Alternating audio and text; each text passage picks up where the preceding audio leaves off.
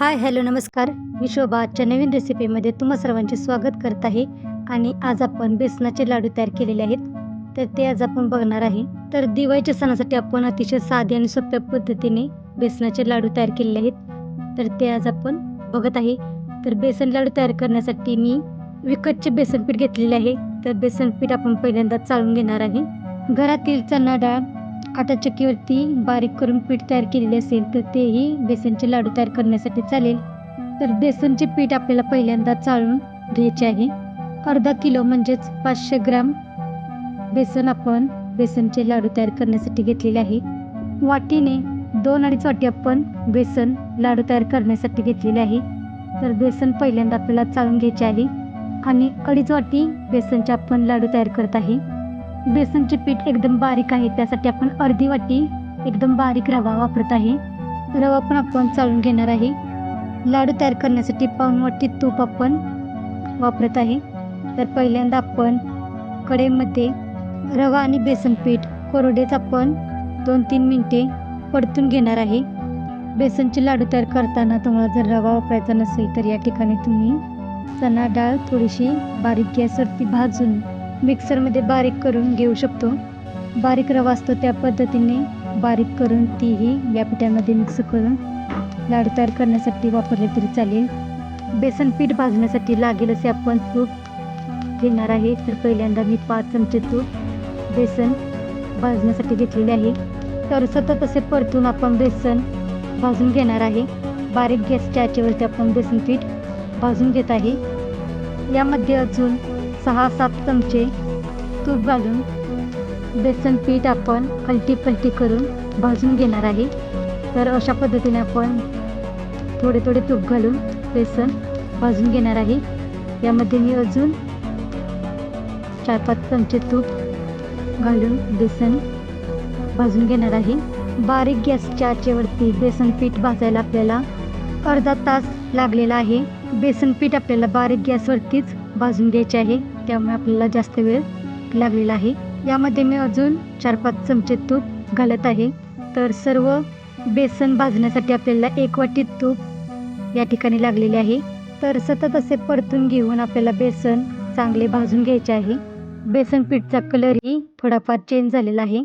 यामध्ये मी थोडेसे मीठ टाकत आहे. मीठ टाकल्यानंतरही आपण बेसन पीठ चांगले परतून भाजून घेत आहे. बेसन पीठ बारीक गॅसवरती भाजल्यामुळे बेसन चांगले भाजते, तसेच लाडू पण चांगले लागतात आणि बेसनाचा वास आहे तो सर्व रूममध्ये सगळीकडे पसरलेला आहे. काजू, बदाम, पिस्ता आपण लाडू तयार करण्यासाठी बारीक तुकडे तयार करून घेतलेले आहेत. ते आता मी तुपामध्ये टाकून परतून भाजून घेत आहे. 1 ते 1.5 चमचे आपण वेलची पावडर टाकलेली आहे, तीही परतून बेसनच्या पिठामध्ये परतून भाजून घेत आहे. बारीक गॅसवरती आपण अर्धा तास बेसन सतत असे परतून लागेल असे तूप टाकून बेसन आपण भाजून घेतलेले आहे. तर या ठिकाणी आपण 1 वाटी तूप बेसन भाजण्यासाठी वापरलेले आहे. यामध्ये आपण आता 2-3 चमचे पाणी टाकून परत पुन्हा एकदा आपण बेसन परतून भाजून घेणार आहे. पाणी टाकल्यानंतरही आपल्याला बेसन सतत असे परतून 5-7 मिनिटे भाजून घ्यायचे आहे.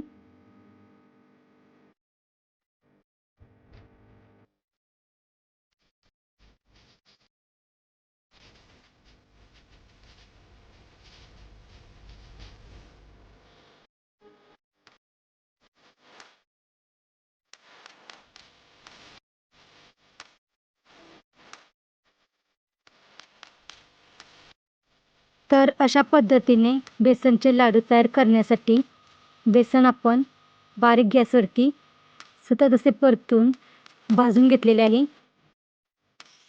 गॅस आपण आता बंद केलेला आहे आणि भाजून घेतलेले बेसनचे पीठ आपण आता एका परातीमध्ये थंड करण्यासाठी काढून घेतलेले आहे. बेसनचे पीठ अजून खूप गरमच आहे, त्यामुळे पिठी साखर आहे ते आपण बेसनचे पीठ पूर्णपणे थंड झाल्यानंतर घालणार आहे. 1 तास बेसनचे पीठ मी असेच झाकून ठेवले होते आणि आता बेसनचे पीठ पूर्णपणे थंड झालेले आहे. यामध्ये आपण 1 वाटी पिठी साखर घालत आहे. पिठी साखर आपण बेसनच्या पिठामध्ये चांगली एकत्र मिक्स करून घेणार आहे. पिठी साखर आपल्याला बेसनचे पीठ पूर्णपणे थंड झाल्यानंतरच टाकायचे आहे, नाहीतर बेसनच्या पिठाला पाणी सुटण्याची शक्यता असते. बेसनचे पीठ गरम असले आणि त्यातच पिठी साखर टाकली की बेसनचे पीठ पातळ बनते. त्यामुळे बेसनचे पीठ आपल्याला पूर्णपणे थंड करून घ्यायचे आहे आणि मगच त्यामध्ये पिठी साखर टाकायची आहे. तर आता आपण यामध्ये पिठी साखर टाकून बेसनचे पीठ आणि पिठी साखर एकत्र चांगली मिक्स करून घेत आहे. या ठिकाणी आपण बेसनचे पीठ पूर्णपणे थंड करून घेतलेले आहे आणि त्यामध्ये पिठी साखर मिक्स करून घेतलेली आहे. जेवढा आपल्याला लाडू बारीक किंवा मोठा बांधायचा आहे तेवढा आपण गोळा घेऊन लाडू आहेत ते बांधून घ्यायचे आहेत. तर अशा पद्धतीने आपण लाडू तयार करून घेणार आहे.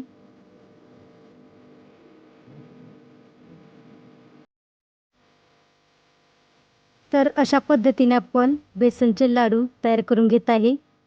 याच्यावरती आपण काजू, बदाम, पिस्ता यांचे बारीक तुकडे करून घेतलेले आहेत. ते आपण आता लाडूवरती लावून घेत आहे. तर अशा पद्धतीने आपण सर्व बेसनचे लाडू तयार करून घेणार आहे. तर अशा पद्धतीने आपण सर्व बेसनचे लाडू तयार केलेले आहेत आणि त्याच्यावरती आपण काजू, बदाम आणि पिस्ता यांचे बारीक बारीक तुकडे लाडूवरती लावलेले आहेत. अशा पद्धतीने आपण बेसनचे लाडू तयार केलेले आहेत आणि खूप छान आणि टेस्टी तयार झालेले आहेत. तर आजची बेसन लाडूची रेसिपी कशी वाटली ती कमेंट बॉक्समध्ये नक्की सांगा आणि अजून चॅनेलला सबस्क्राईब केले नसेल तर चॅनेलला सबस्क्राईब करा आणि आजची रेसिपी कशी वाटली ती कमेंटमध्ये नक्की सांगा आणि वेळात वेळ काढून रेसिपी पूर्ण बघितल्याबद्दल धन्यवाद.